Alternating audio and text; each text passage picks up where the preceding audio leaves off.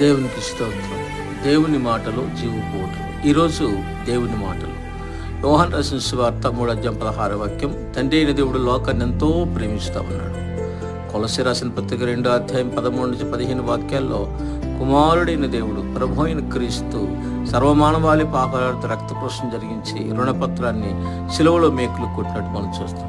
మనకు అడ్డంగా ఉన్న ఆ పాప పత్రాన్ని అడ్డం లేకుండా చేసినట్టు మనం చూస్తాం. పరిశుద్ధాత్మయ్యే దేవుడు సహోదరి సహోదరుడ అపోస్తలుల రాసిన 2:38 రక్షించబడిన ప్రతి ఒక్కరిలోకి వచ్చి ఈ స్వార్థను ప్రపంచానికి ప్రకటిస్తున్నట్టుగా రక్షణ పొందిన వారిని ఒక పాత్రగా చేసుకొని ఈ చివరి దినాల్లో అంచె దినాల్లో పరిశుద్ధాత్మ దేవుడు ఈ లోకమంతా స్వార్థను ప్రకటించినట్టుగా మనం చూస్తాం. నువ్వు రక్షించబడ్డావా? రక్షించబడితే నీ ద్వారా ఇరివిగా స్వార్థ ప్రకటించబడును గాక. దేవుని రక్షణ స్వార్థ నీ ద్వారా